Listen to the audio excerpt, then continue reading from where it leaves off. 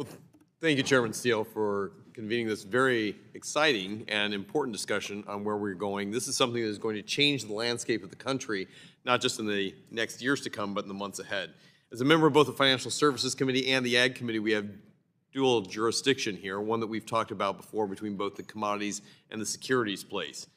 However, after this past election, I believe we've turned a page here, and I can't emphasize how different the atmosphere in D.C. feels, particularly when it comes to our transitioning back from an SEC chair who claimed jurisdiction over every single token out there, except for maybe Bitcoin, and a launching of a crypto task force this past year.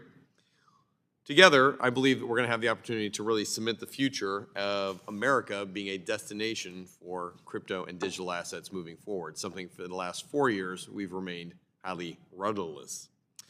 First and foremost, American leadership. I believe with this new administration, we can anticipate a wave of innovation, particularly in blockchain products. This comes after losing 2% of market share per year in blockchain development, and this has been over the course of the last half decade. So I want to qualify this for everyone who's paying attention. That's a market share drop from 40% to 29%. The U.S. losing out as a global leader in a space where just years before we had pioneered, and now we're seeing immediate competition coming out of Beijing. But I believe strongly that it's not too late, Mr. Chairman. We have the opportunity to reverse course with this congressional session. So with that, Mr. Yahim, first off, thank you for fighting back against the SEC's regulatory overreach consistently over the past 4 years. I want to talk to you about how do you see the new SEC and CFTC addressing previous conflicts regarding, confusion on where this jurisdiction would lie. Do you see this as a reset opportunity, first and foremost? Thank you for the question, Congressman. Absolutely, we see this as a reset moment. And again, I think the urgency is very clear if we look around the rest of the world and see what other jurisdictions have done to provide regulatory clarity. Our company was sued on our staking service. We settled.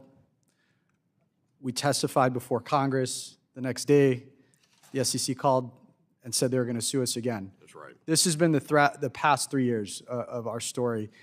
While we've engaged other governments and regulators in moving through the legislative regulatory process and providing clear rules of the road.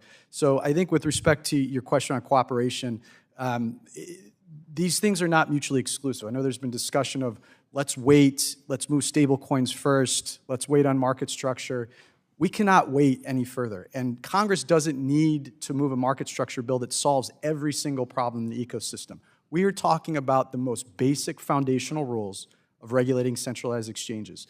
These two agencies can continue to work in tandem while Congress advances the bill in this cycle. Could not agree more. And clearly we're not waiting in London or in Singapore or in the UAE to move forward on this.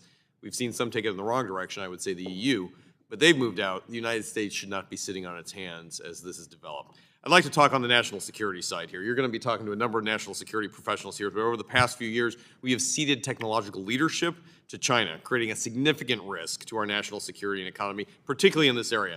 And that's why in the last Congress, I took lead on the Financial Technology Protection Act, which creates a new working group specifically targeting illicit finance in this area.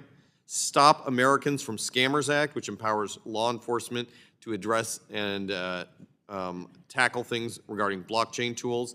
And the Clarity Act, which keeps blockchain made here in America, not cede that power out. So I look forward to working with this team as being a leader in this Congress on making sure that these things are enshrined in law, building on EOs that are already moving out.